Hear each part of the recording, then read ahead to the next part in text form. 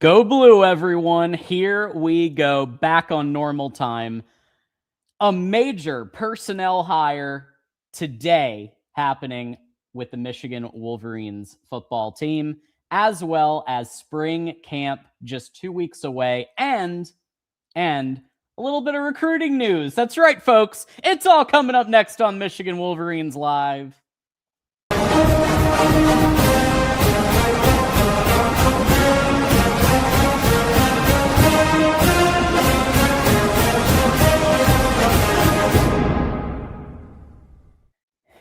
And welcome in, everybody, to another episode of Michigan Wolverines Live, episode 241, presented by FanDuel. That's right, folks. As you join us, again, it's John Diadamo here.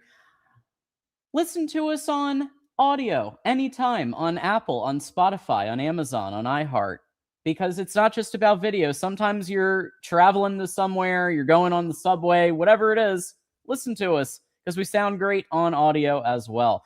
As you're joining us, hit the like button, hit the subscribe, and share this out with a friend. Any boards you're on, share it out. And finally, if you have a comment, if you have a question, you have some options. You can be a member or send in a super chat of any amount, and we will put it to the top of the queue. With that said, back on our Tuesday grind we had a little bit last week of stuff going on, conferences, flights, a lot of things, but we are back. Yeah, Johnny Olden not showing up, that type of stuff. We had a lot going on last week, but we are back, man. It's March. Recruiting dead period's over. Things should be picking up, man. We got a lot to talk about. Looking forward to it. We have a major hire, which we're going to talk about. Can't wait to get into it, John. Oh, yeah. And of course, got so many folks here. Minnie's here. So thank you for that compliment, Minnie. And she's saying go blue. Appreciate that. Michigan fan says go blue. You are not late. No, I was looking for my AirPods. We got defending the Natty with a go blue. We got Dee. We got Michigander. Appreciate all of you for being here, being members, being mods. Y'all are great. And of course, we also want to thank FanDuel. So FanDuel brings you every Tuesday and Thursday show, and we do have some betting odds on March Madness. So if we look here, we love this. Michigan is tied with best odds for being in March Madness, which I think we can understand that.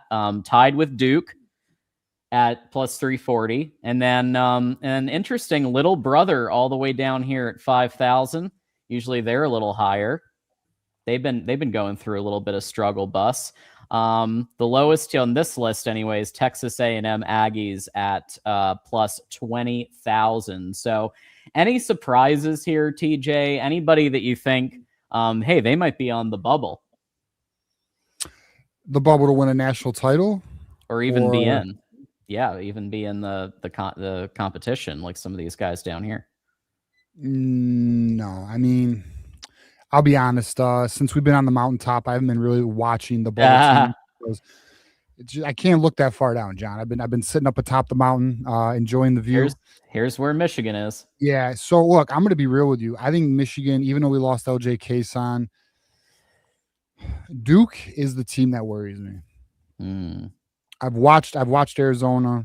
I've watched UConn. I've watched Iowa State. I actually have not watched Florida. I probably should check them out. But I like us. I think we were in a great spot to win the national championship. The LJ Kayson injury does suck, though. I was more bullish. Now, Trey McKinney's got to step up now. Trey McKinney, it's his opportunity. So, yeah, so I'm still picking Michigan. If someone wants to throw some cash on it, that's the pick I would make. Dusty May, Dusty May, I trust Dusty May. I think at this point he's earned a little trust. This is a results-driven business. And we also want to thank our newest sponsor. That's right, folks. Starting tonight, Michigan Wolverines Live is sponsored by Freedom Services EPC. Quality you can trust, people you can count on, serving all of the USA's oil and gas needs. That's right. freedomservicesepc.com. There it is. Thank you to our new sponsor. Really, really cool. Yeah. Very excited to have Freedom Services a part of the show and excited to have them rock with us this offseason. The entire offseason, John, Freedom Services EPC will be with us. So excited to have it. Shout out to you. And let's go, man. So speaking of let's go, Michigan is feeling very let's go because, there was some worry, TJ, back in December. Is Kyle Whittingham, are they all just going to bring the Utah people their own, and they're not going to look elsewhere? He's going to rely on his, how about bringing in one of the people, Skylar Fan, who was pivotal in USC having the #1 recruiting class in 2026. That's who Michigan just hired today. Still a lot of debate on like what her official job is going to be, but it sounds like it's going to have some things to do with official and unofficial visits and different matters within the recruiting side. But anyone who helped with that USC class sounds good to me. Yeah, so we got Skylar Fan here who appears to be, very good at her job, quite honestly. I mean, I'll tell you this right now. So I posted this earlier today, John. This thing has gone viral. We're at 1.1 million views. I'll tell you right now, if anyone wants a good time, just go through the comments. There's a lot here, and you'll enjoy a lot of season football analysis is what you're saying, dude, TJ? This post is going so wild. You had people doing double posts, major accounts. It's funny. But here's the reality. So all of the bullshit aside, let's talk football. Yes. This girl is a killer. Like, this is what we would classify as a home run hire. As you mentioned, the projected role is that she would oversee all official and unofficial visits. She would take over that. She handled that responsibility at USC. To your point, USC crushed it. She was formerly at Texas. We all know Texas recruits at a very high level. Will say this, so I thought this was very interesting. Ryan Carthy, who is the USC beat writer for the LA Times, mentioned, quote, he mentioned this on my post. Fan was previously a key part of USC's recruiting operation from top to bottom. So, major addition here. I mean, to your point, John, Kyle Whittingham, Dave Polokin, they are not settling. We have seen this. We saw this with the Larry Black hire. We see this with the Dave Polokin hire. We see this with the other moves he's making. We have talked about this since Kyle Whittingham has joined Michigan. He is here on a mission. He has 5 years to win a national championship. He's going for it. And it's just another strong hire, guys. Like, I'm going to be really honest here. Like, I understand, all jokes aside, she's obviously a very gorgeous girl. But F that, bro. I'm here to win championships. Like, I'm happy for her in all regards. But at the end of the day, this is a plus and a major value added to the recruiting operations at Michigan. This will only assist in the retainment of top recruits. Home run, man. Well done, Michigan, again. Yeah, I just continue to be impressed. And I don't impress easily. And I had quite a few commenters during the Sharon Moore era mention that. But I respond to results. And I respond to previous results. And anybody who can come in and be a part of a USC recruiting class, right. and I know that it's a collaborative effort. People are saying, sure. Yeah, it's of course it's not just it's a collaborative effort, but guess what? Overseeing visits, and we've talked about this before with Aaron Dunstan when this was discussed, is that like the official visits, it's like the major impression of your campus. When these guys are juggling offers, and in some cases they're juggling 20, 25 offers, and at least a top 4 or 5 that they're really interested in. Right, so having someone to spearhead that, that's huge. And I feel like that has to play into at least one reason why USC did so well, is that she executed some very strong recruiting visits. So as a recruit, since you're really dug into recruiting, I mean, how do you respond to somebody like this coming in, and how do you think that's going to make an impact on the classes to come? Yeah, dude, like, look, it's all about leaving impressions. You want to leave impressions not only with the athletes, but the parents, the families, the representatives, right? Like these on-camp, Michigan actually struggled at on-campus visits. And then last year it improved. We saw an improvement when they added, like you said, Kaylee Johnson, or I believe that's who they added. Or was it, who was the Aaron one they added? Dunston was That's the right, one Aaron from Dunston. Ohio State. Yeah. That's right.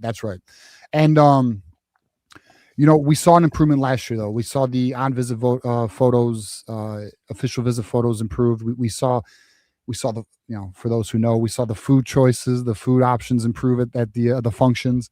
But the reality is, we have some people in the comments, they act like she's a major player, guys. Like, this is a serious, like, you can't stress this enough. The in-visit, on-campus visits, whether it's unofficial or official, are the opportunity to completely 180 a recruitment. That is the opportunity to 180. So now let's look at Michigan's structure here. Mm-hmm. You have an elite premium donor in the Ellisons. You have a collective that's operating at a high level right now in Champion Circle. You have a new GM in Dave Poloquin, who is highly regarded in not only the football operation side of things, but the NIL athlete side of things, who was the GM of Athletes First. Right now, you add this powerhouse to the on-campus recruiting side of things. Boys, we have everything you would need to land the top of the food chain prospects. That's what Michigan's building, and I don't think they're done. I think we know. Actually, I know they're not. We know there is an expectation of more personnel hires, vamping up the recruiting department even greater. It's just in the right direction. I mean, to be quite honest with you, I see one weak link right now. Not to take this topic down a left road, but that's the athletic director. Outside of that, I see a fucking a full like an elite operation building. I wouldn't say it's complete, but I think we're going to start seeing the fruits of the tree here soon, man. I know recruiting's going slow, but that's why, because Michigan's setting up the infrastructure right to absolutely kill it.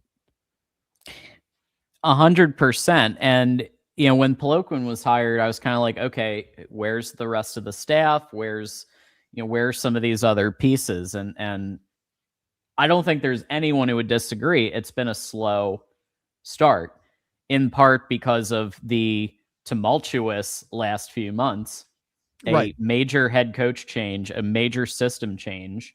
Now they're playing catch up. So to bring in someone like this can only help.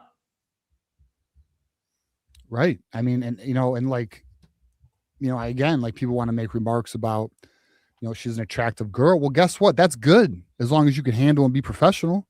Right. Which Whittingham has shown he can. And I'm going to tell you right now, here's what I know. Whittingham and co are not, they're not putting up with no shit, bro. We just saw a round of firings not that long ago. Like, they're about business. They are about business, boys. This is football.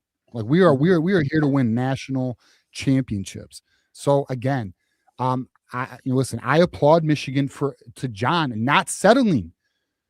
Like, Coach Whittingham is not just relying on who he knows. He literally just pulled this girl from USC, guys, another power. And not only that, she's familiar with the West Coast. What is Whittingham and co? What are they trying to capitalize? The West Coast connections they have. You can already see in a lot of the kids that they're already making initial contact to. And I know we haven't gone over every single kid because it's just so early in the process. Like, we will, though. Once the visits start happening and we start learning more, we will definitely cover recruiting greater. But it's just. But we do have a recruiting topic later. We have some stuff to talk about. But I don't know. To me, man, I'm just very happy to see Whittingham literally turning over every stone. Like, dude, Larry Black from Vanderbilt. Fucking now you have Skylar. What's her last name? Skylar Fan. Another funny last. Obviously Asian descent, but the F silent in that one, John, for Fan. But no, but like, it's you see these, Dave Poloquin, like where, like, all right, let's ask ourselves this question. Remember, we always talk about on the show, it's not words, it's actions and results. Did anyone see Dave Poloquin on anyone's radar target board? No. How about a USC? How about the director of recruiting strategy for USC? Michigan decides to pull that. How about one of the top defensive line coaches last year, statistically and metrically speaking, in Larry Black from SEC country Vanderbilt? Mm-hmm. Like, he's literally identifying some of the best people in their positions and pulling them to Michigan right now. I know it was in his coaching tree, but obviously the defensive coordinator was not at Utah in 2025. Hill, so right. But and he went up against him. He knows exactly what he brings, right? There's obviously a common respect in your competitor, your opponent, right? And then we have Tony Alford, big dog Tony Alford, who's an ace running back coach. Like, then look at our offensive line coach. Right? Like you have like the early things, I guess we'll talk about when we start talking about spring ball, but there are some early things coming out with these coaches, which we will talk about. I'm amped, bro. Like, this is not me overselling. This is not me trying to hype anything up. This is an A hire, bro, period. And I'm excited about it because recruiting is the lifeblood of every program. And if you can capitalize on that foundation, you can then supplement with portal. And the program should be in good hands. Like, I don't have any concerns like of any bullshit. I really don't. I think once the investigation's over with, I think there'll be some more firings. That's my assumption. I don't know that. And I think you're going to see even more strong hires to the Michigan program. I think Michigan's doing a good job right now. They're trying to get the train on the tracks, and they're doing a good job. TJ just mentioned in that list of names, somebody who we revealed on last night's members only show, who we are going to be interviewing next Tuesday.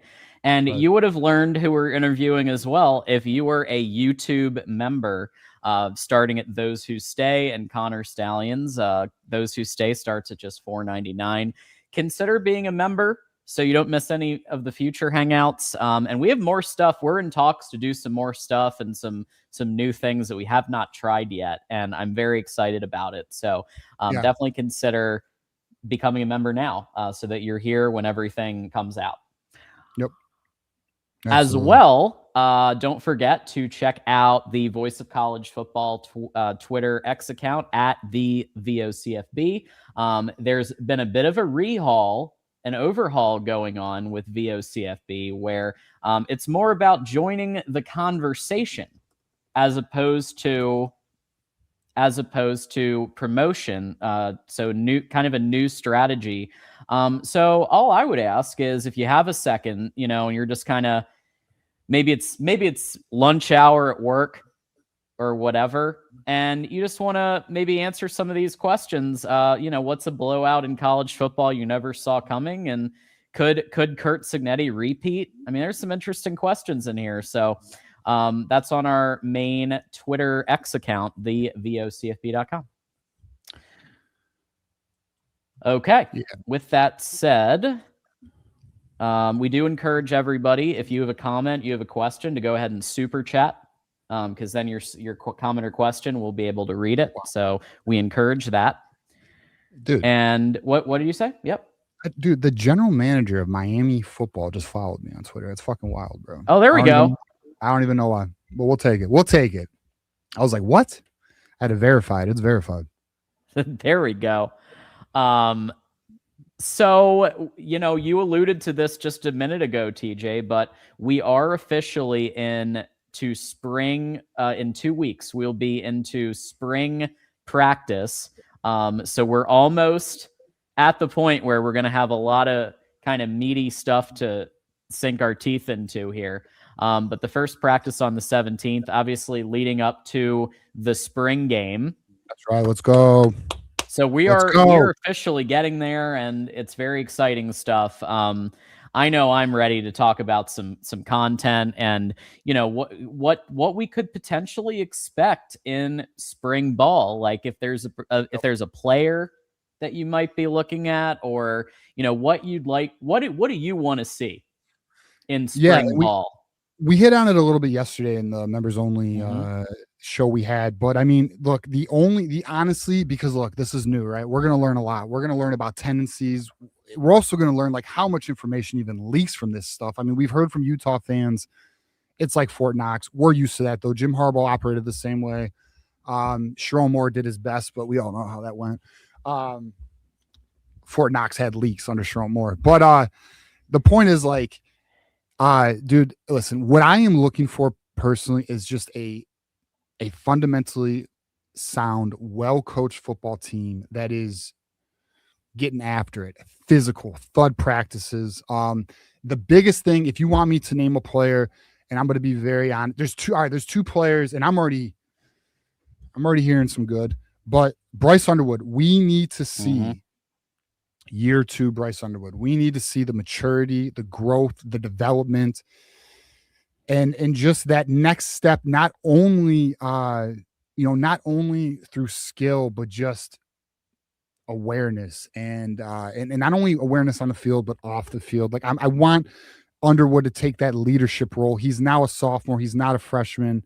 And I think he will. I mean, by all accounts, a lot of positive coming out of the early training periods. He does have a private quarterback coach. It is Jesse Palmer. For anyone who doesn't know, that's major. He's one of the top quarterback coaches for the top kids going into the NFL. He handles all of the pro day QB drills for the top guys. I mean, I think Josh Allen, I can name a bunch. He handles them.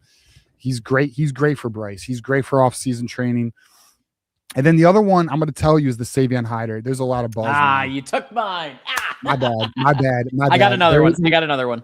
There is a lot. And see, that's the thing is like we talk about, me and John do not coordinate. We just come into this thing organic and give our positions we don't want to contaminate our opinions, you know? And there is some serious Savion. I mean, serious Savion Hyder buzz right now. Like this kid is what we expected and maybe a little more. Yeah. Savion Hyder is somebody. It's that rare person. He's the rare person that I think early in freshman year, he could be getting playing time and work his way up the ladder very, very quickly to be at minimum RB2. I'm at the point now, and I know spring ball hasn't even happened. I'm thinking 50-50 share here, boys. I think Savion Hyder is going to effing kill it. Just the way things are coming out, like, he's definitely a Heisman caliber player. Not yet, right? He's got to develop. Let's see it, but he definitely has the ability to win a Heisman. Okay, he has an ability to win one. I am not saying as a freshman. I am saying that is the type of player because I already see Keegan on me. But like my point is, just like an Underwood is a Heisman talent. That's what I mean by this. They're Heisman talents. Like they have the athletic profile.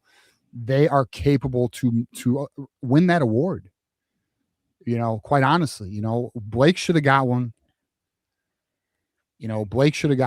So I want my next Heisman, and I'm hoping either Underwood or Hyder gets the next one. Absolutely. Underwood with everything. I think that man really wants a Heisman based on everything I've heard about his work ethic, and I think he had that work ethic last year. I just think he might have gotten kicked out of the facility because the head coach had some other things that he needed to do. Of course. So this year, I think they're going to encourage to utilize the time to the fullest. And obviously, Jesse Palmer, love him, hate him, whatever. You can't argue with his results. And you can't argue with some of the high caliber quarterbacks he's produced. In his he's one of the best minds at a college level. He's one of the best quarterback developers. So that's apparently they have a early off season. There's like a three or four phase off season plan. I think it's like I think like just common sense. You would I guess I did hear it was either 3 or 4, but 4 would make sense because you have your pre-spring game, your pre-spring camp training. You have your spring camp, which would be phase 2. And then after spring camp, you have, your summer conditioning, all that, which I'm sure Bryce has a program for that. And then you have fall. So it probably would be a 4-phase program for Bryce. And dude, I'm going to tell you, if this coaching staff can get him to take the proper developmental step, it should be a damn fun year, man. A damn fun year this year. There's so much. It sucks because, like, I'm going to be real. Like, I really want to, like, I'm so excited about most of this roster. You know, that front six still has my concerns. That's the only thing holding me back from, like, claiming playoffs already. But I mentioned this on the Monday show, or on our members only show on Monday. An individual who is not a fan of Michigan, who I talk with, said that he actually believes Michigan could have a top 10 to 20 offense this year in both total yards and points, because Jason Beck, which we're going to get into. So, John, I'll let you hit next, and I got some takes on some of the coaching buzz too. Well, just encouraging everybody to get your super chats in, because we'll be reading super chats next. But I do have a third name. So of course, I had Savion Hyder as one of my names. I felt Bryce was the obvious one, right? Because of everything we've already reported. Yeah. But obviously Andrew Marsh. Sure. Is somebody who already impressed in a situation where everything was against him to succeed, right? Everything. A incompetent wide receiver coach, just a head coach who was, let's say, distracted. And everything was just not there. And it feels like he has the pieces in place, and not just the wide receiver coaching, but I'm talking about having a top 5 O-line coach to help facilitate, help Bryce, protect Bryce so he can get the ball to Andrew Marsh. Having other weapons, having French, having Buchanan, having Travis Johnson, having Jamar Browder, they are going to be getting playing time and taking emphasis away from Andrew Marsh. Right. Which, of course, means Andrew Marsh can really cook. Right. This offense should be fucking. And then, all right, let me hit on that, John. So, Jason Beck. Well, guess what? He's bringing the diversity of player personnel and packages already to Michigan. Because they're already doing some slight, actually, I don't know if I can even. There's some slight, they're aware of what they want to implement in spring ball, right? So, there's a lot of excitement, because it's different. This isn't the way Sharon ran this offense, right? This is going to be a true power spread, right? A true power spread with Jason Beck. So, dude, I think they have. It's so wild. The 180 we're taking here from defense. We're typically defensive dominant. And now we are, I think many of us would agree, the talent is just stacked offensively. Not that we don't have talent defensively. There's just more questions defensively, which we're not used to. Typically, defensively, those questions are answered, and offense has the questions. Now, there doesn't mean there's no questions to be answered for offense, right? Like, of course, we definitely want to see a consistent offense that sustains drives and can put up points. But I'll be honest, I'd put money on we will. I think so. I know what good coaching is, man. And, like, I know I've watched a lot of Whittingham. I've watched a lot of Utah. Like, I have. That's like I mentioned before, that's my Pac-12 school. Like, I've always been a fan of how that school's operated in the Pac-12. Then they joined the Big 12.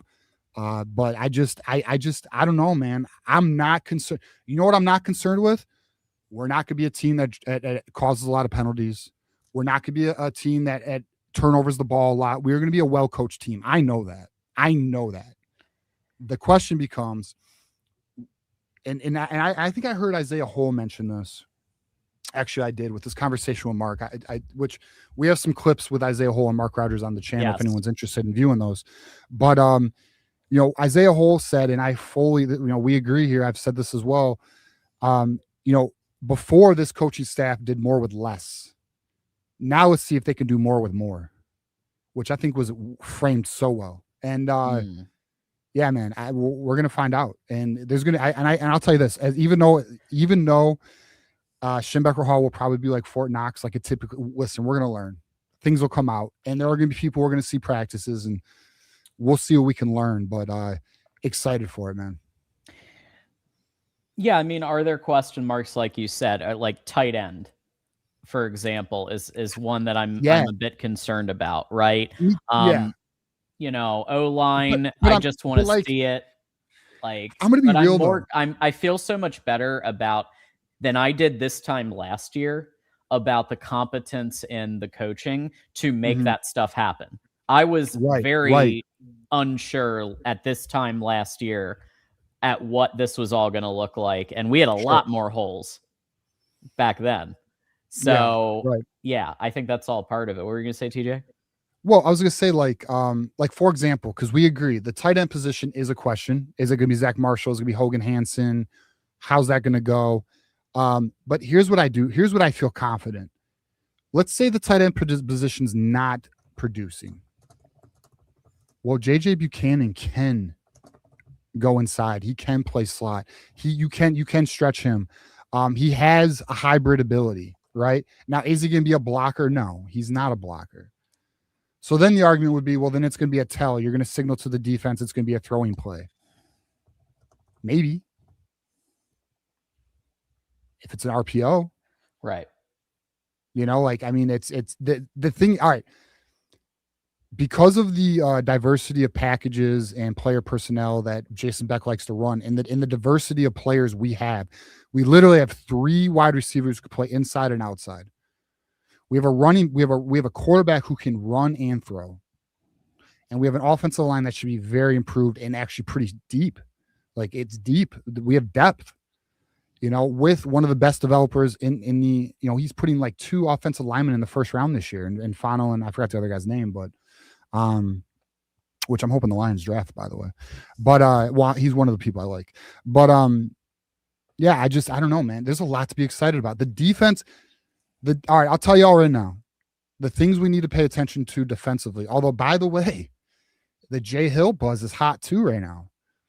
I don't know if we want to get into the defense a little bit here, John, but like the Jay Hill buzz. So, the belief is there's going to be more pressure and chaos, turnovers dialed up in this defense. He likes to get guys after the quarterback to create, mistakes. And then the back end capitalizes. Well, the back end of this defense is our strength. There's no doubt about that. We know that. The front 6 is to be determined, right? It could be good, could be solid, could be a weak point. We're going to find out, though. Now, the thing to watch is the John Henry Daly situation, because there are some rumors, and I will only say rumors because I've never had this confirmed to me, but we have heard the buzz. Potential medical redshirt year. Potential. That's a rumor, though. Not confirmed, and none of my main people have told me that, so that's why I'm just going to leave it as a rumor until I hear otherwise. But so that's a question mark, because if that happens, then I'm even more concerned for that front 6. If John Henry Daly is going to get a medical red shirt, but we don't know that. That's not something that we know. So let's wait and see and remain patient. But and then the other thing I'm going to tell you right now, but this is something also we need to think about. In the past, we've gotten hype out of camp and spring ball, fall ball, and we've had to take it with a grain of salt, right? Well, how's it going to be with his new coaching staff? Is it going to be more accurate? Is it going to be, or is there potential pause, right? Like pause in the sense of, well, all right, we hear it, but we need to see it type shit. Or are we going to fall for the hype? Are we going to fall for the 88% Davis Warren completion percentage? Are we going to fall for that? Alex Orgy's an improved passer. Alex Orgy's an improved passer, John. They told me, okay? They fucking told us. Yeah, and then he literally couldn't hit like a 3-yard like little he threw it at his shoes. You could blame the receiver. The receiver ran too far, John. 2 yards too far upfield, man. Oh, wow. Yeah, we're going to take everything we hear with a grain of salt. I like looking at the videos, though, because I do think that even in the promo videos and the footage that they're choosing to show is different from last year. There's more just clearly the topic is, for all of their stuff, we're here to work. We're here to grind. There's no goofing off. There's no we're here to win a title. We're literally here to beat Ohio State, win a national title. That's what we're here to do. So, and you see it in the videos we've shown, and I like them because it's just showing them working. Like, it's showing them like the grind is real. Right. Strength and conditioning is clearly on point based on at least what we've seen and what we've heard. And obviously, we're going to hear straight from a very special source next Tuesday. Yeah, we'll learn a lot. Straight from, and if you were on the members show, you know who it is. But straight from his direct experience, what this is going to be like, what he's seen so far, what spring is going to be like. Yep. So looking forward to that. For sure. Thank you, Moose, for the encouragement to hit the like button. Really appreciate that. We do have a super chat. If you would like to join GT and hit the super chat, we're going to read super chats now and then again in a little bit. But GT with the 5 pro betting tip: don't bet your mortgage on the Maze team to cover in the spring game like I did last year. So, yeah, mistakes happen, GT. Mistakes happen, man. Don't worry about it. At least you didn't put your money on Sharon Moore for Coach of the Year. You know, you could have made a worse bet. Could have made a worse bet, GT. That would be really interesting. Just look at the positives, all right? Just look at the positives. Well, you know, some people just bet on everything. I mean, it's like if you look at the betting lines for all this stuff, it's like it's stuff like this, and you know who's gonna be doing XY, who's gonna be hosting this event, or who's gonna be doing the XYZ, or you know, it's people bet on everything. It's wild. Like UFL coming up, the spring football league, you're going to see betting lines really, right away. So there's always something. Yeah. And you know, we encourage if you'd like to, but also bet responsibly and hashtag FanDuel. So thank you also, Moose, for recommending this. Become a member of the show and support the channel. Absolutely. Okay. So the question, kind of piggybacking off of spring, is can Kyle Whittingham turn this team through spring and fall camp and strength and conditioning? Can he turn this team into 10-2 or better in year one? On last night's members only show, it was, some people said 10 wins, some people said 9. There was a lot of 9 and 10. In your mind, kind of what do you see?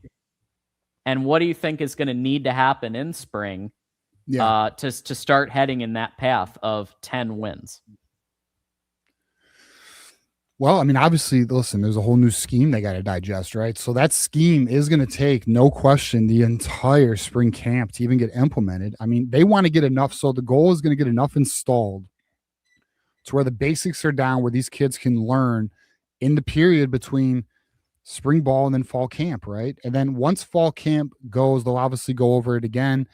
They'll get the players adjusted and acclimated, but that is when they're going to start layering it on. So they got to get the guys ready with all new, terminology, scheme, and then they also got to learn what the coaches want. Because I assure you, there's going to be different from the coaching staff last year to the coaching staff this year. There is different approaches, whether it be hand placement, foot placement, where they want, how they want them to read and react to certain things. It's going to be a learning curve. The boys are going to be in for it. The first 3 weeks are going to be a fucking mess, bro. Probably. Just because they're learning. It's a completely new subject, really. I have a feeling Jason Beck's offense is not like Sharon Moore's offense. I have a feeling it has a little more complexity to it. Let's hope. Yeah. So, now the defense should transition well, especially because J Hill likes to run a lot of man, and that makes it easier on the back end, which typically complex schemes on the back end are what takes more time to learn defensively. But if they're running more man, which that is the rumor they will be, that they should acclimate, right? And the defense will be ahead. That's the other thing too. The defense is definitely going to be ahead of the offense. Now I argue with myself because I don't know. There's just so much talent. I mean, they will be, though. Every defense is typically ahead of the offense early in camp, whether it's spring or fall. I just they got to get it installed, right? And then to achieve 10-2, listen, we got a tough schedule. We know that. We know that. But we've already broken this down. We've talked about it a lot since December. They got to win 2 of the big 4. Right. And the 4 big games are Oklahoma, Indiana, Oregon, and Ohio State. and they got to win 2 of those 4, and those are big. You're at Ohio State, you're at Oregon. Now Oklahoma's home, they're in Ann Arbor. It's time to get some revenge. The Fighting Kirksonettis are in Ann Arbor. We'll see how they look. One would argue, well, why isn't Penn State? Because I got to see Penn State. They lost like everything. They lost a lot of players. We'll see if Matt Campbell can get that team ready to go year one. And then, one might be asking, what about little brother? And my response is, what about little brother? I'm not worried about little brother. I'll be honest, and I know because my dad's one of those guys too. You never know in a rivalry game. Listen, I know, but I don't walk that way. Fuck little brother. They suck. They're garbage. Until they can prove to me they have a pulse, they're a MAC school. And until they can prove they're not a MAC school, I'm not taking them serious. That's just where I'm at with it. And then we'll see. Some other tough games. I mean, look, you got Iowa. We'll see what's up with that. But end of the day, I think, John, this is a 10-2 team as it stands now, subject to change if we learn more as spring camp goes or an injury or whatever. But and hopefully no injuries. Knock on wood. But yeah, that's where I stand, John. How about you? Yeah, I mean, you look at this schedule and assuming that what we're hearing from practice and what we're hearing from people is right, and what we're hearing to just bring it all into one thing, and I think you'd agree, is that how they're running practice, how they run the team is very similar to how Harbaugh does, from the perspective of physicality, very business. Remember when we were talking about how like the difference between Brady Hoke and Jim Harbaugh, and how Brady Hoke came into the room and everybody was laughing and joking, and Jim Harbaugh comes into the room and there's nothing. Right. Well, here we go. So now we've gone from, again, kind of more of a friend type coach and more of a party vibe and casual vibe. And now we're going to, this is business. We're trying to win a natty. And he operates in that sense very much like Harbaugh, reportedly. And also he prefers the 3 and 4 stars as opposed to the 4 and 5 stars, who he can bring into the program and can buy into the program. It's a very Harbaugh-like approach. And what I like is that you have this overlap right now where you still have a lot of the previous like a lot of the players from before and a lot of the talent. So even though Whittingham's normal MO is three stars and like program guys, right now you got a lot of talent. You got a lot of elite talent on top of the Whittingham system that he's putting into place. Well, I think you make a great point though with the initial like friends versus disciplinarians or coaches who or fuck disciplinarian, because that's accountability coaches who hold you accountability coaches. And let's just, Sharon was not. Lots of things that came out after Sharon left about things that were happening with meetings and being late and all that shit, and players talking back and all that stuff. Okay, that ain't flying with Whittingham. And then like I was just thinking while you were talking, John, like, we talk about the front 6, right? And I understand, like, I am the one that's sounding the alarm of the front 6 because I really feel like that's our weak point. That's our only weak point. It's the only weak point I see outside of just kids developing innately, right? But dude, even so, the talent these coaches are going to be inheriting is greater than the talent they've worked with. Like there's a lot of top 100 players in that linebacker room.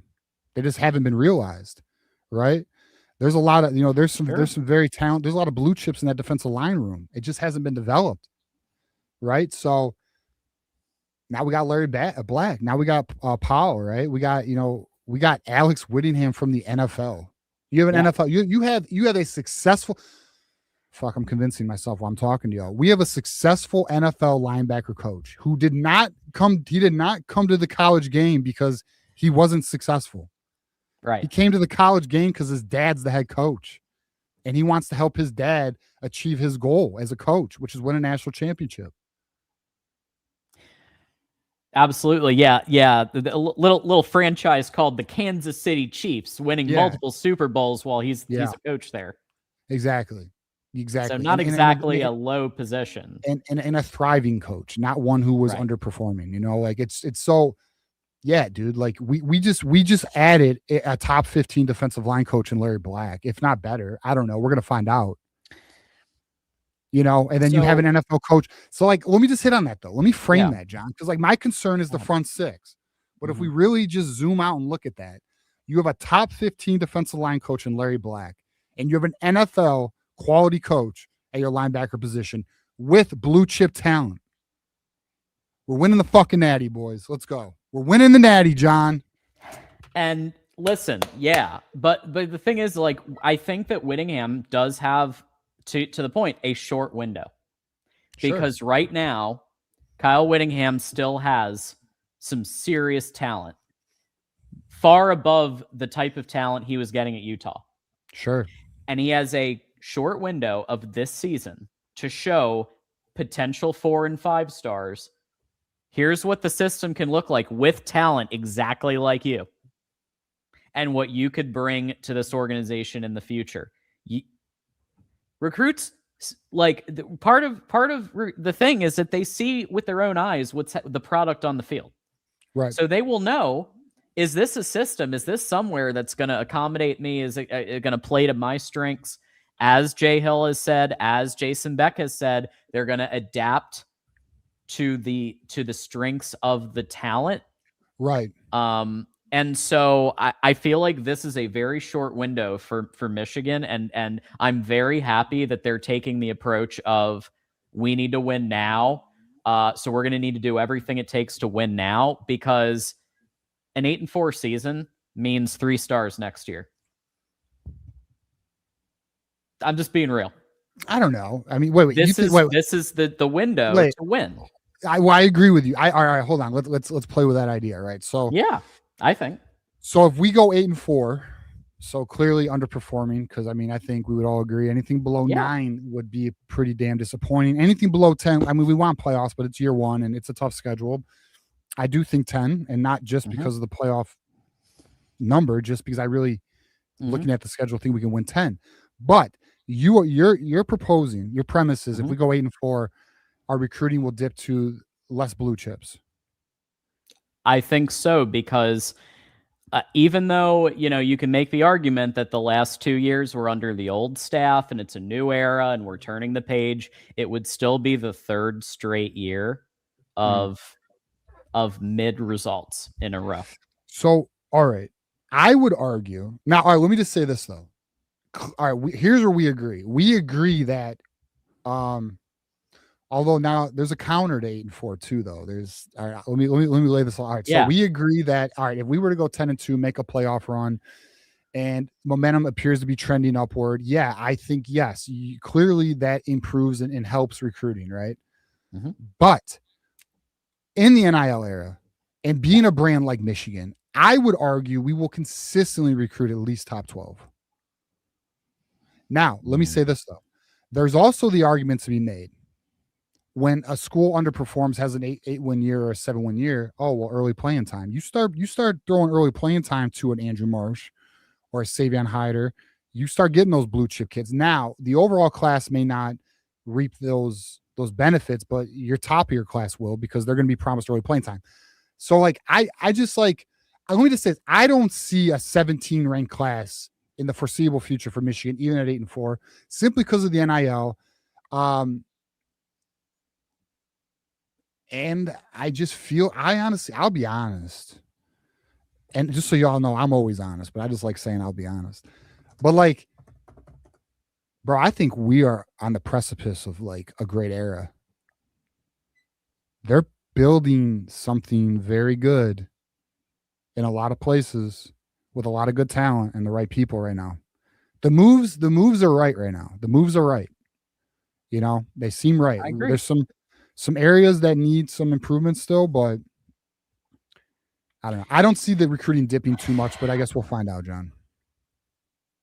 So the data point that I have is, because I get that, the data point that I have is that Utah, their best recruiting classes were in the 30s. Now, you also have to keep in mind that Michigan has better resources. So let's factor that in.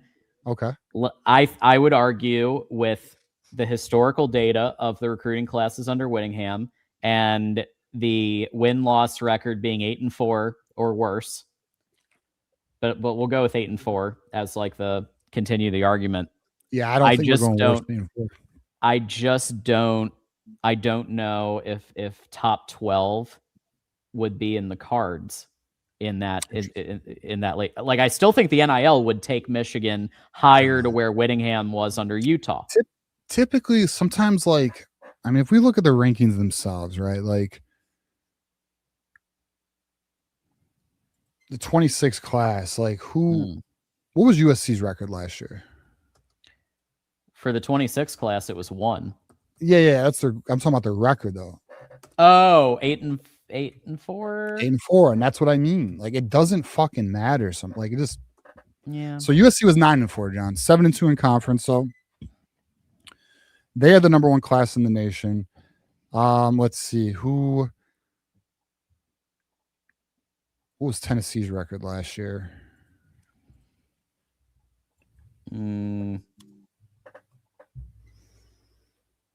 Tennessee was 8-5 and had the number 8 class. I just don't see Michigan falling past 12.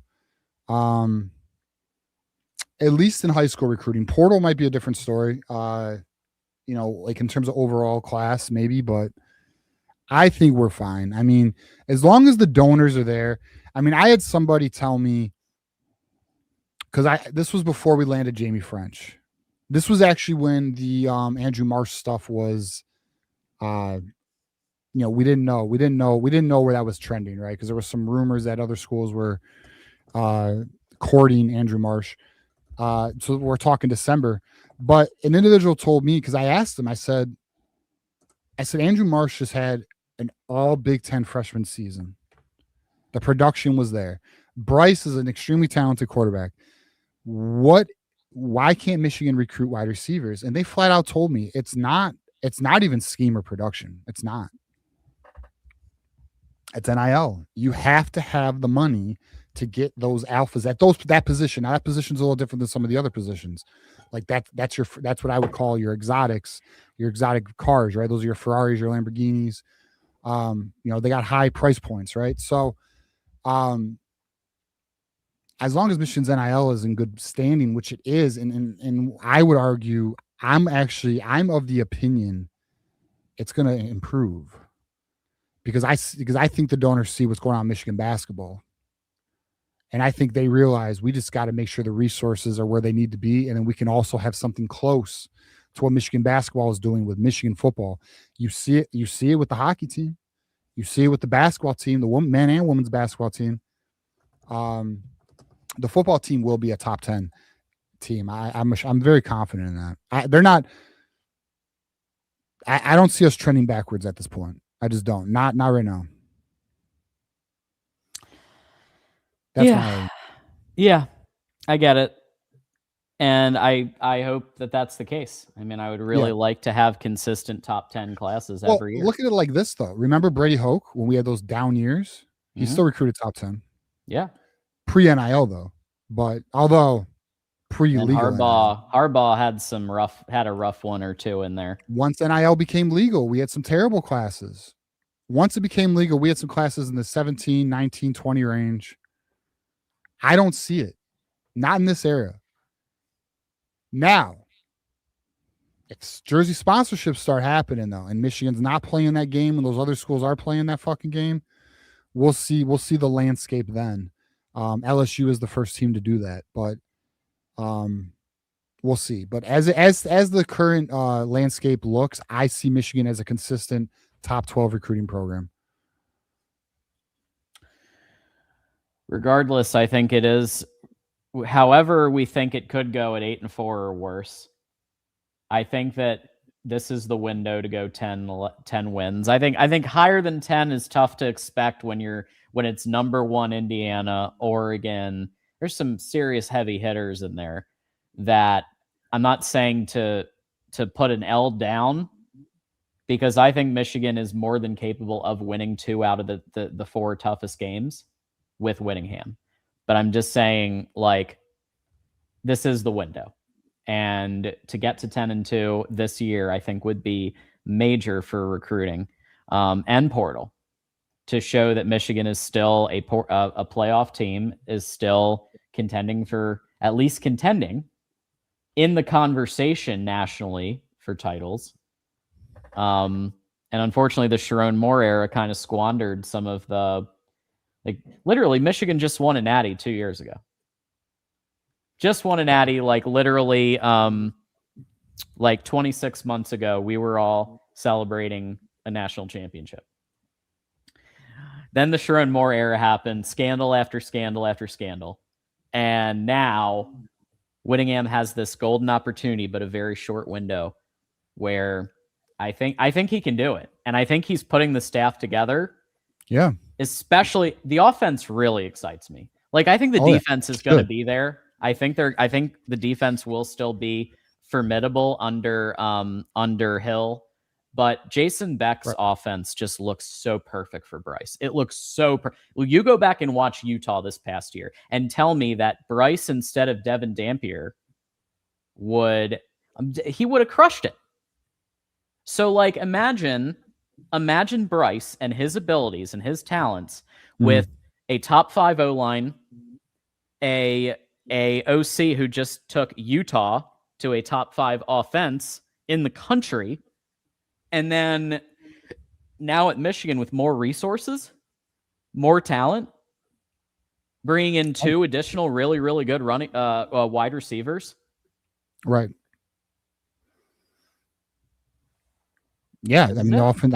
We've never had this. We haven't had this in years since since Lloyd Carr, Chad Henne, Mike Hart era. That's it. Yeah, I think that's fair. I mean, maybe somebody,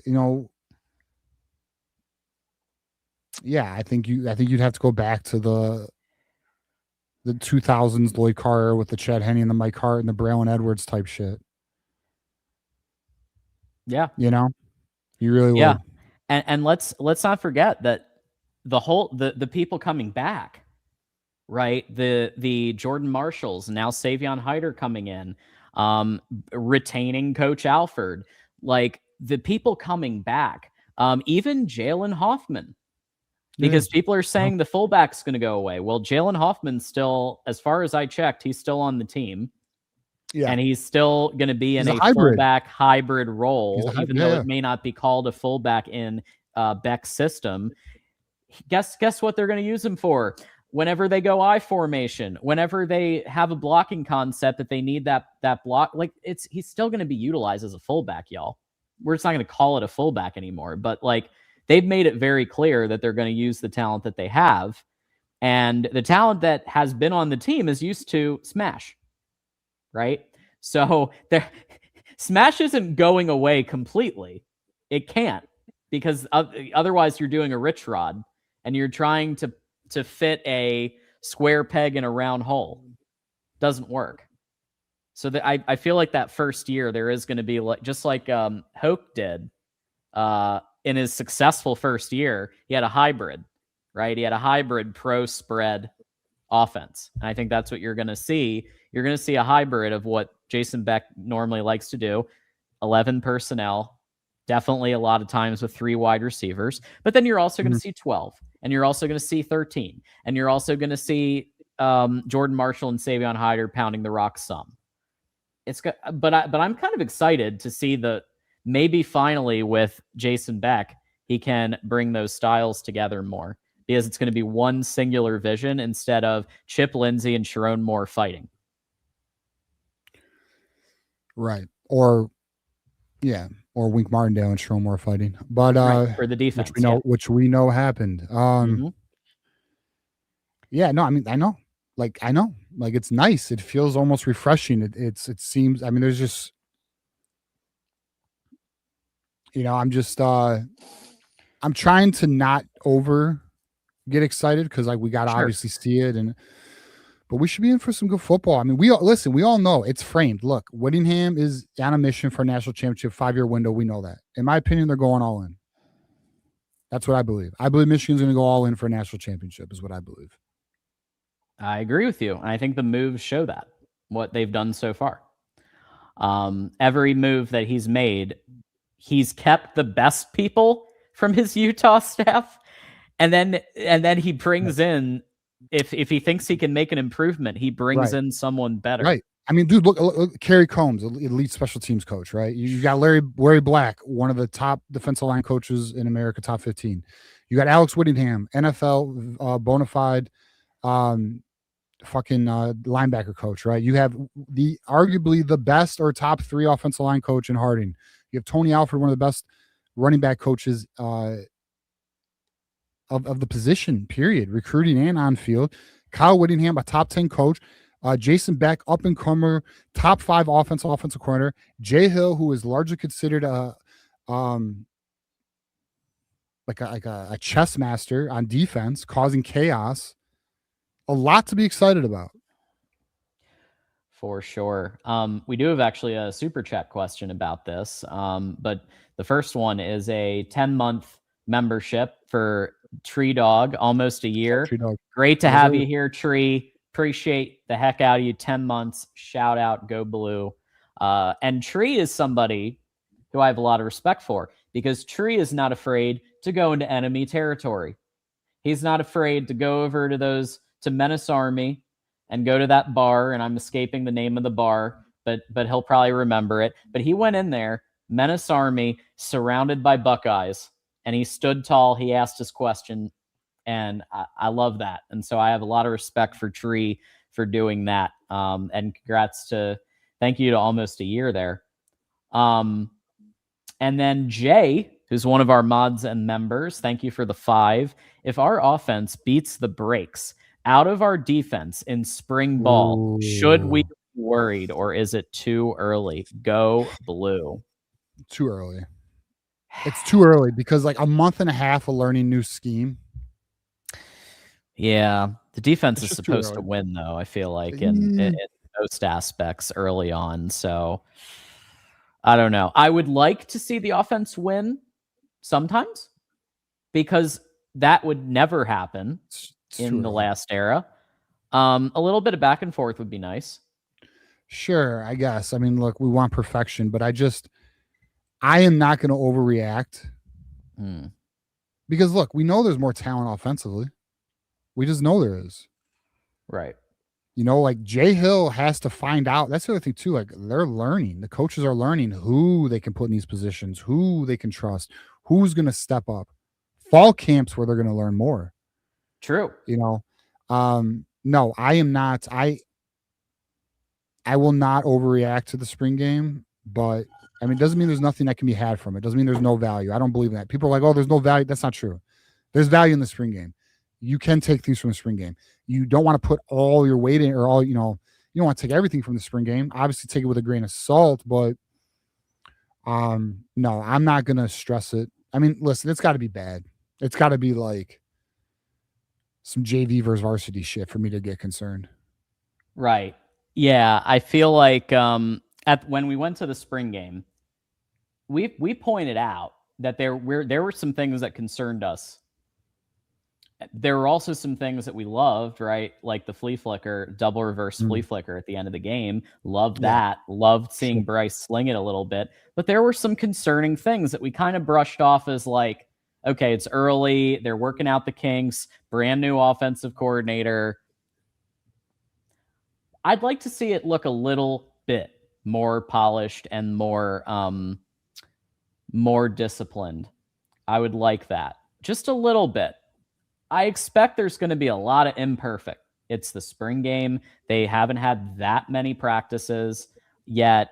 Like, it's fall where, like you said, fall is where things really get solidified. They start figuring out who's going where, who's winning their position battles, who isn't. That's when it should happen, and not game 8, Sharon. Is when it should happen is fall camp, right? It sounds like it will. But anyway, right. So my point is, I'd like to see the defense win more, but I would be very happy to see the offense get its licks in. Like, okay, it's at least a back and forth kind of heavyweight match where I mean, on the honestly, one hand you've got a touchdown, well, and then next maybe the defense, forces an interception, or they have a deflection or whatever. Like both sides are given some. well, there's two things. Well, how are they going to structure the rosters? True. Okay. We don't know. And I think the reality is I just want to see flashes. Yeah. I want to see flashes. I like JJ Buchanan, Jamie French. Like, I'm not even worried about Andrew Marsh. I don't care. I trust you. You've already earned. You're good. Yep. I don't even need you to play Andrew Marsh. I know what you're capable of. But I do want to see Bryce Underwood play. I want to see improvement from Bryce Underwood. I want to see flashes from Savion Hyder. I want to see flashes from Jamie French, JJ Buchanan, Travis Johnson if we can. Jamar Browder. I mean, like, there's a lot to be excited about. Offensive line play. We'll obviously look at the individual matchups because it's a different five. It's hard to really read from it. And then defensively, like, let's see. We got a lot of young talent. A lot of young talent.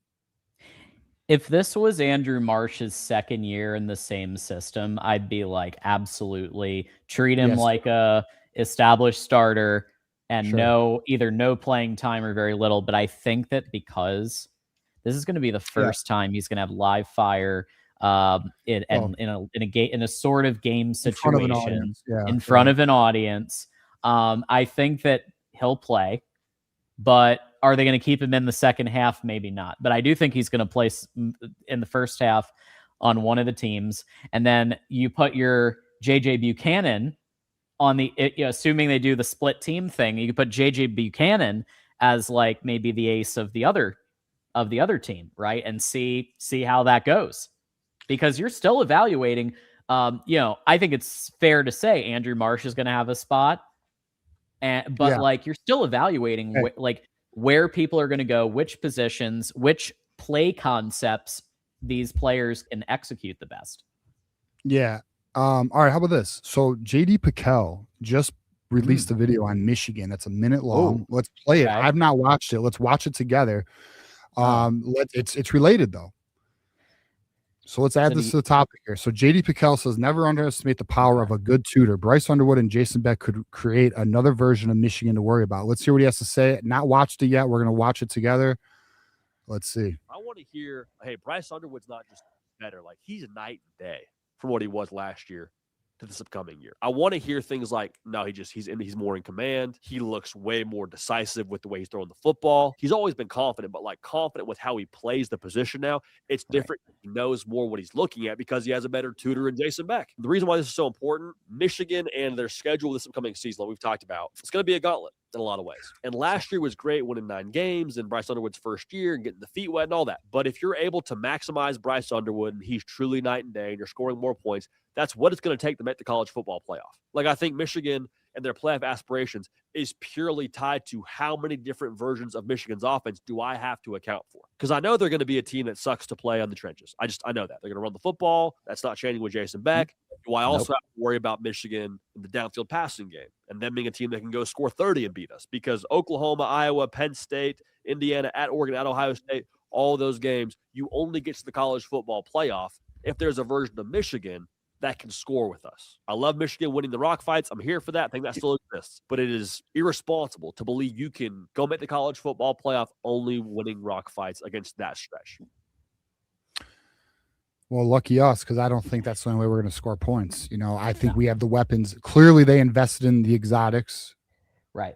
Clearly, we got the skill. Look, running back wise, we arguably have the best room in the nation with Savion Hyder and Jordan Marshall. Arguably 2 top 10 running backs. And then wide receiver wise, I'm fucking bullish as hell on it. So to JD Pickell, look, he hit on a lot of things we talk about. Gauntlet of a schedule, needing to see Bryce Underwood take that year 1 to year 2 step. And it's what it's going to take. I mean, it's where we are. His concern is, will this offense be able to do more than just rock fights? I think so. And I think Jason Beck knows that. I think Kyle Whittingham knows that. And that's why they invested in the players they did. So nailed it. Yeah. I think it's spot on. And we know that they are still going to pound the rock. We know that because we've seen that in Jason Beck's body of work. And this last year at Utah, they ran the ball a lot. But when they needed to throw it, they could. And Dampier had these RPOs, these easy decisions of, okay, yeah, and I think you said this last week or the week before. I think I remember you saying this, but like, basically pre-snap, you have the decision to keep the ball, throw the ball, or run, hand the ball off, right? Or throw it away. Quick decision, execute, and then play football. You don't need to worry about too much stuff. Pick your move, play football. And I'm excited to see Bryce Underwood with a lot less thinking that he has to do and just more doing, just more using his talents with what Coy Detmer Jr. has been putting in. Reacting, not thinking. Yeah, exactly. Yep. And I think we will. So Jay asks for the spring game with the 2, who starts on May's team as number 2? So who's essentially the starting QB for the other team is what you're asking? Fuck. Could be Hurley, but I think it'll Fowler. I feel like it'll be Fowler Nicolosi. Yeah, that's who I was thinking too. The kid from Colorado State. Yeah. I feel like that's who'd be number 2 just because he's the veteran. Right. And Hurley has a lot to prove, to be honest with you. Like, although a very talented kid out of high school, he did the thing you shouldn't fucking do. Mm-hmm. He moved up a class. And quarterbacks should never move up a class. Ever. I can't stress that enough. There's enough data to show that's a terrible idea. But he did do it. So now he has to develop. And he's going to, so he has talent. He just has to develop now. But we'll see what he could do. Also, Tommy Carr. Now, I'm not saying he's going to be number 2, but I'll just say right now, there's a lot of buzz that Michigan might have got a steal. Maybe he was underlooked, wasn't valued like his brother, and that may not have been the right evaluation on him. There's some buzz that he's looked pretty good. I feel like Tommy Carr could very well be the backup eventually towards the end of this year. I don't know if it's going to be this soon. Yeah, no. We also need to factor in the possibility that they do a JJ McCarthy from a couple of years ago in the spring game where Bryce is playing on both teams and he plays limited to get some reps in with the new system, and then you go backups. That's a possibility this year because Bryce is the definitive starter. I don't know if they do that, just because it would be one thing if Bryce won a Heisman last year, but he was very much a true freshman. And he had good moments and he had some not so great moments. I think he's going to play, but they could do something like that. And if they did, then you'd see a lot more of the backups like Hurley and Fowler Nicolosi get a lot more time. And even Tommy Carr would get more time. So I don't know. They could do that. Yeah.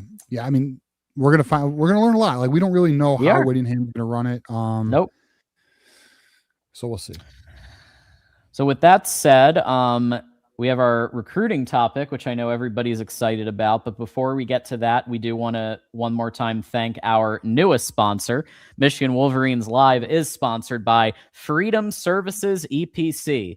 Quality you can trust, people you can count on, serving all of the USA's oil and gas needs. FreedomServicesEPC.com. And we want to thank them for their trust and being our sponsor through the off season. Yep. So very, very cool that we have that, and very grateful. So there's the link if you want to check it out. Links right there in the chat. Okay, here we go with some recruiting news / thoughts. Yeah. Updates. Some key players. Starting with we talked about Camden Lipati a couple of times before, who obviously is a key quarterback that they are looking at bringing in. Yeah, absolutely. So here's where we are in recruiting, guys. So the dead period has ended. We are now, and you can play tape if you want. So we are now getting to the point where players can now visit Michigan. Visits for Michigan will start beginning next week. So the news is going to pick up. Camden Lipati, which we have brought up a few times on this show already, and there is a reason. And the reason is, if I had to bet money, this is who's going to be in our class. Now, this doesn't make me special for calling that out.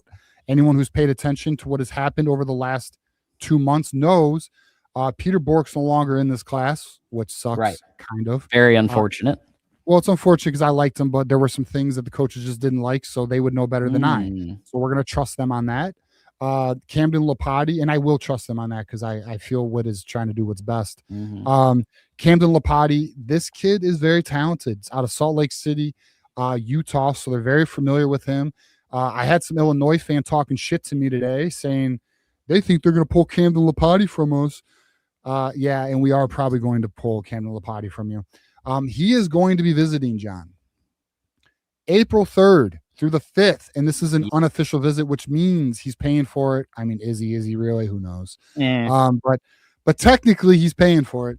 But who knows these days in the NIL era? But yeah, so we'll see. I mean, the kid's extremely talented, dual threat quarterback, strong arm, one of the best arms in the class that I have read from some scouts, and you could see he just whips that damn thing. Yeah. He has a good arm. He has some fundamental issues, but it's not like Jaden Davis for anyone who has PTSD. But like, just look at that. Look at his build all the way. I mean, the kid's a junior. Look at his build. I mean, he is, in my opinion, this is very Whittingham-esque here. Because if anyone has watched Utah, they've always had a very serviceable dual threat quarterback who can just make plays. This falls in that mold, and this is what makes an offense so damn versatile. When you have a quarterback, Jason Beck's offense too, to a T. Notice how Lapati, he makes his decision pre-snap, he plays football. So it's the exact mentality that they want him to have at Michigan. Right. And what I love is his pocket press. Like, that's such a dangerous throw, but that's Patrick Mahomes has done that to the youth. They're doing wild throws like that. But look, man, the kid has a fucking bullet for an arm. He has good pocket awareness. I really like that. He knows when to run. Look at that. He could have ran, but he didn't. Like, he actually shows a very high football IQ at such a young age. He flicks his wrist, and this thing goes 40 yards. I'm excited about it. I like Camden Lapati. One of our viewers, let me just give a shout out to one of our viewers brought Camden Lapati to my attention like a month and a half, 2 months ago, when Peter Bork was still committed. So shout out to you, man. But yeah, I mean, look, if we were to land Camden Lapati in this class, I mean, look at that throw, dude. He doesn't even have to try. Yeah, that's a win, and we'd be very ecstatic to get that. The next player we're going to talk about, John. So we will see. We will update that with the visits. The next player we're going to talk about is Dane Weber. This is the other quarterback that is currently on Michigan's board right now. They are planning to have him visit. He is 6'2", 210. He is a 4-star right now. He's a borderline 4-star. The rankings, it's still early. I have actually not done a deep dive on this kid's film at all, but you could see he obviously has a pretty strong arm here. We'll learn more about him as the season goes on, but he doesn't have the same stature. Now he is. Fuck. Oh my God. Rewind that, John. Did you see that play? I did not. I was just doing. Rewind that fucking play, boy. God damn. Like, any coach would freak out. Like, he is so off platform, but this is nasty, dude. Wow. Look at him. Look at that. Oh yeah, that looks like some Kyler Murray shit. Jeez, that's so. I mean, if he's accurate doing that, then fuck me, bro. But if that is clearly can be a dangerous play, but I mean, you just saw his ability right there, and that's probably what the coaches like seeing, especially Jason Beck. Jason Beck wants a quarterback who can move outside the pocket, can throw on the run, has the ability to run. These quarterbacks fit that archetype. He doesn't have the same height as a Camden Lapati, clearly, but look at his ability to run, John. Speaking of Kyler Murray, I mean, you kind of fucking hit on it. I mean, I'm not saying he runs the same 40 as a Kyler Murray, but the kid can definitely move. Expect some exciting quarterback play at Michigan, boys, regardless. Under Whittingham, under Jason Beck, we are going to have some exciting quarterback. It's definitely a new era. The kid's interesting, I'll say that. I definitely got to learn more about Dane Weber, but his film's pretty damn interesting. Yeah, I think that, to me, Lapati is the obvious, like, yeah, that's who they want. Right. Dane Weber is if Lapati does decide to go Notre Dame or stick with Illinois, then Dane Weber becomes a very real option. But one thing you can't do is put all your eggs in one basket. We saw what happened with Matt Weiss when he tried to do that. Yeah, I mean, he had some other problems, but one of his problems was he put all of his eggs in one basket, Dante Moore. And when that didn't happen, it'd be interesting. Right, exactly. And yeah, that was ridiculous that they did that. Oh my God. Especially when you learn like the kid wasn't even that receptive and they still went all in on Dante Moore. Yeah. But you know, like one of the viewers, like the second kid should have has no business getting a Michigan offer. I would actually argue otherwise. I would say this though. What if Michigan pulls both these kids? What if they take 2 quarterbacks this class? Then I love it. I'll tell you right now, if they pulled both these kids, we'd be fucking ecstatic. I'd be ecstatic. I mean, the kid can move. There's no doubt about it. I mean, does he have a height disadvantage?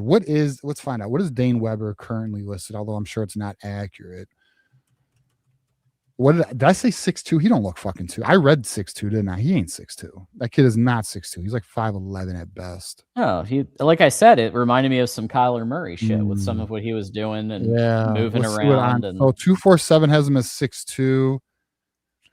On 3 has him as 6 foot. I would argue he's probably 5'11", 5'10". I would argue that. Yeah. I see what fine. Dave.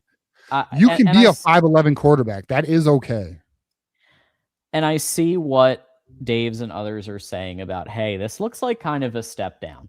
This looks like kind of a talent step down. And from Lapati and Peter Bork?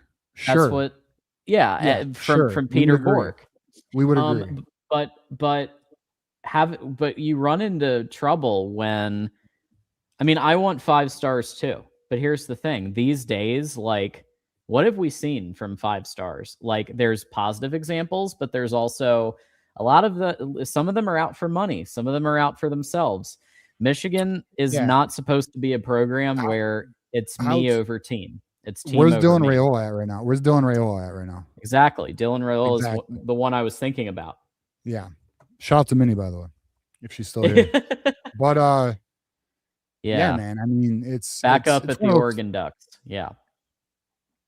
Right. So I mean, it's one of those we're gonna watch. We'll see. This is just one of the kids on the radar. This is one of the kids on the radar right now. He's on the board. We wanted to bring it to y'all's attention.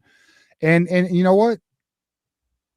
Not that kind of doctor is actually speaking the truth right now. Because can we be honest?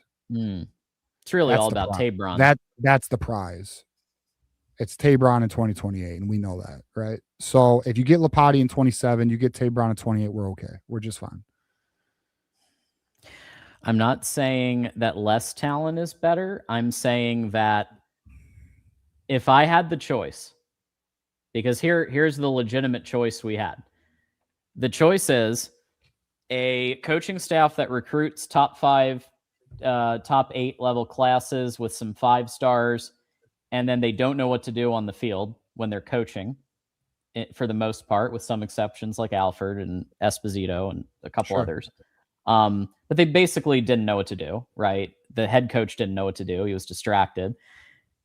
If I have the choice between that or you have maybe a slightly lower ranked class, you have a couple of quarterbacks like this, but it's a system that is clearly multiple decades built up, a ton of coaching experience. I'm going to take that every single time. And that's what we're dealing with.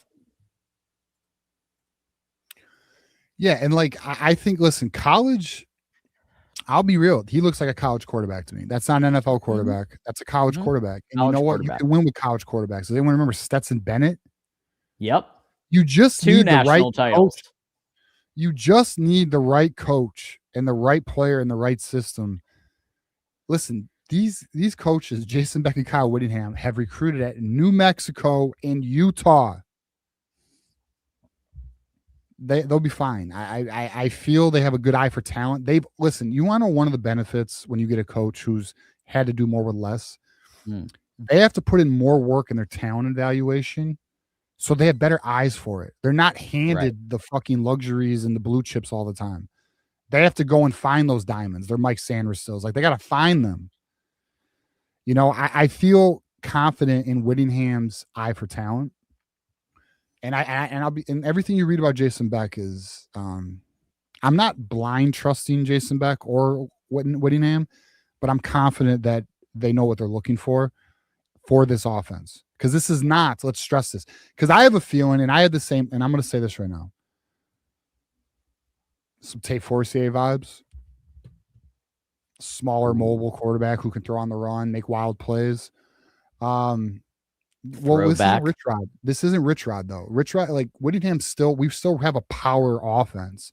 This isn't Rich Rod getting 260-pound offensive lineman and trying to run some wild ass spread.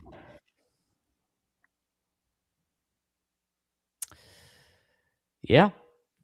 You just made me have a flashback to Tate Forcier and being in the Michigan Union and ordering some Subway. I have a distinct memory about this, and I was reading about what was just happening and getting a Subway at those of you who went to Michigan, you know what I'm talking about, bottom of the Union. But I just had this massive flashback. John had a flashback. I got it, man. But you're right. I mean, it does kind of remind me of that a little bit. In kind of smaller stature, but dual threat, but a much better coach. And I feel like some Michigan fans might be like, all right, well, we don't want to. We saw that one. This is a little different though. Like this is a little like what Jason Beck's bringing. It's not a Rich Rod offense. This is a power spread with diverse, versatile personnel groupings. I mean. But we're not going outside of the box. We still have a power run game. We still have 2 top 10 running backs with a strong offensive line. Like this isn't. We're not losing ourselves, you know. Yep. And everybody, I'm just going to ask everybody to be respectful in the chat. Everybody's just giving their opinion. We don't need to do personal attacks. People are just giving their opinion. Yeah, if you want to get personal attacks, just talk shit about Ryan Day. We fully accept that. Yeah, we accept that. You want to talk some shit? Talk shit about Ryan Day. Fully allowed. Green light. You're good. All right. And then obviously kind of looking at the defense, and we need to look at the defense because obviously that's right now, which is very rare for Michigan, that the defense has more question marks. But someone like Marcus Fakatu, that's right. I think would kind of be a major piece. And so we've got his film as well here, TJ. Yeah, let's check it out, John. This is an interesting player here. Interesting player playing 5 tech. Look at his body shredding the line, shredding the defense, getting the quarterback. Love that. Yeah, I mean, we are talking. Listen, we all know Kyle Whittingham loves his players with crazy names. This is your next, in my opinion, your next Chris Jenkins at Michigan. This kid is going to move into he's playing 4 tech in high school, or I'm sorry, he's playing 5 tech in high school. He's going to play 4I in college or 3 tech. He'll be a hybrid, in my opinion. Yep. This kid is one of the top targets for Michigan right now. Currently, Marcus, was it Fakatu, John? Is that how you go? This kid is borderline 5-star. If you want to know his height and weight, it is 6'6", 275, currently ranked 36 in the nation. We are talking borderline 5-star. This is the type of talent. This is the benefit and the cheat code of having West Coast coaches. We are going to get the Polynesians, the Samoans, the West Coast kids. You just brought look at this guy just bringing the. Oh my God! Look at that. You just brought in another West Coast savage in Skylar Fan, who's from where, John? USC. That's right. Who's going to relate to the wet kids from the West Coast, right? So, look, man, you can already see them playing inside, them playing outside. This is a very versatile kid. The reason he is ranked so high is because his athleticism for his size is not normal. Not normal. Now imagine him playing next to Carter Meadows. Oh, good Lord. That sounds amazing. Titan Davis. Alistair Vallejo. The fuck out of here. You're fucked. You're fucked. Ohio State, we're planting flags. We're coming. And I think No Henry pause. Daly, if he can be healthy, oh my God. That's exactly. And that's Henry Daly, Henry Daly has 2 more years defense. of eligibility, right? I believe so. Yep, So, I think or so. 3 more? No, 2 more. 2 more years of eligibility. So, yeah, dude. I mean, look, you see the vision. Like, look, I'll say this right now. Yes, I believe potentially, even though I kind of talked myself into the coaching staff, the front six may have its limitations, right? But I think Michigan is going to restock and reload that front six very quickly. No doubt. I think so too. Want to give a shout out, of course, to Quinn. Thank you, dropping the hundo. Fuck Ohio. That's right. That's right. Fuck Ohio. Fuck Ryan Day. Fuck Ohio. We'll see you in November. We will. And I think that is going to be a really interesting matchup because, hey, for the first time in 3 years since 2023, we will have a head coach that is not distracted and that actually knows how to manage a game, right? Knows how to call timeouts, knows what to do, knows how to challenge. Right. Jesus. And that, I mean, those little tweaks that can make the difference in a game against Ohio. John, I am so ready to not have that problem. Poor timeout usage, poor challenges, no flag for review when it's clear it wasn't a fucking catch, Sharon. Too busy thinking about your damn DMs. That's the problem. He was thinking about other shit. John, go ahead. I'm going to say something that may enrage some Buckeyes in here. I'm going to say with my full chest, Kyle Whittingham as the head coach would have beat Ohio last year. And I'm going to say why. That first quarter could have continued with a disciplined head coach, a disciplined system. That first quarter showed that Michigan had the talent to beat Ohio again. Right? The interceptions, the stalling that was happening with Ohio's team on offense, what Michigan was doing in that first quarter to execute. If you have a system and you have that discipline through the whole game and you're not getting distracted with OnlyFans and you're actually executing and locking in the whole time, I believe that's a winnable game. Well, Jordan Marshall got injured in that game though. It's true. There would have been an answer. So all right, if Jordan Marshall's healthy, if you tell me Jordan Marshall's healthy and Kyle Whittingham's this coaching staff is the coaching staff, I think we can. I think we do win. I think we can win. Sure. I think we can win that game. Sure. With Marshall getting injured, I know. Maybe. I mean, because Bryce probably wouldn't have been falling back, trending backwards. I mean, right. Guess what? We're gonna find out though. We're gonna find out. Yeah. November is coming, bro. Fuck, it's already March. Winter is coming. Quick. It's going. Yeah, winter's coming, bro. Take notes. Write it down, Ohio State, because we're coming. We're coming to get that title back. This is our conference. If you didn't know, King of the North. They don't even know how to win the Big Ten. To be honest with you, let's go. When's the last time they won the Big Ten? Pre-COVID? 2020. They won it in 2020. That doesn't even count. They had to break the rules just for those losers. They had to change the rules. They did. They did change the rules. Of course they did.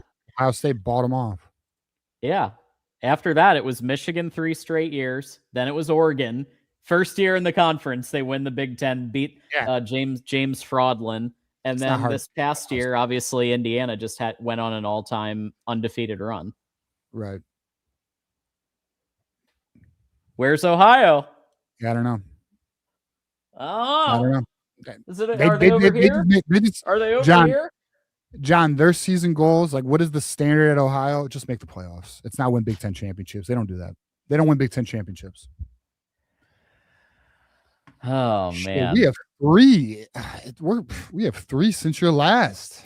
Jesus. Catch up. It's getting boring winning all the time. I mean, it's really not, but all this winning, man. All this on and off the field. Absolutely. Skyler.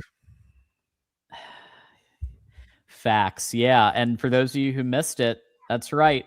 Michigan just hired Skyler Fan, who what did she just do? How about the #1 recruiting class in the country that she helped with organizing those recruiting visits and helped that team. And they landed that class so early, which was a big part of those visits. Big part of now, granted, USC went pretty aggressive with their NIL, but at the end of the day, visits matter clearly. In Michigan, listen, word is Dave Poloquin actually pulled this one. I don't even know why I didn't mention that earlier. Dave Poloquin is the one who pulled this one. Okay. I know Sports Illustrated said Whittingham made the hire, but you're saying Poloquin. Dave Poloquin, this was somebody that he has been aware of. Okay. That's great. Well, that shows Whittingham listens to his people. Yeah. Like Poloquin, he's listening to Poloquin already, which is really great. Building that recruiting staff, I'm excited, man. I mean, it's funny because, I think Ballas said to you, John, that he doesn't think Poloquin would be more aggressive than Sean McGee, which we've gotten into that. And yes, he told me that. Yeah. Right. We'll see. To be determined. I mean, I'll say Michigan's not operating like they're not going to be aggressive. I'll say that. It appears they're not, we'll find out though. We'll see how Whittingham likes to recruit at this level. He's never recruited at this level before, so we'll find out his philosophy. Absolutely. We're going to find out a lot because we have some really great content for you guys cooking up the next couple of days. So we obviously had our members show yesterday. If you missed it, definitely go back and check it out. For those who stay in Connor Stallions members, we had a great time. We took some calls. Marmar came on, AD came on. It was great. Coming up Thursday, we've got the call-in show with yourself and Johnny Olden. Anything we're going to have? Is there going to be a Jared Goff debate, or what are we thinking for that? There will probably be a Jared Goff debate. There will probably be a jersey sponsorship debate. That seems to be one of the high topics of the offseason. But we are here for the debate. I know we missed last Thursday. If you want to mail or voice your frustrations, Johnny Olden is the person you need to contact. It's his fault. 100% his fault. So you can let him know Thursday that you missed the show, because I missed the show too. I blame Johnny Olden. Looking for a good show though, man. We should have a good time. Talk some damn ball. Spring ball is here. Hopefully we get some more news. But there is some good buzz in the sense of certain players starting to separate, and Savion Hyder's one right now. So. And Jay Scott, looking forward to it, brother. Let's debate some more. Michigander, here is my commitment. There will be a Thursday show unless we physically cannot, like the only reason there was not a Thursday show is because I was on an airplane and Johnny. But like I would have freaking hosted it, if we needed to, like we would have had it. So coming up is my commitment that we'll have more regular Tuesday and Thursday shows. Yeah. And we will make it happen. But TJ, you have helped us secure, and I'm so excited. Those of you who are on the members show, you know who it is.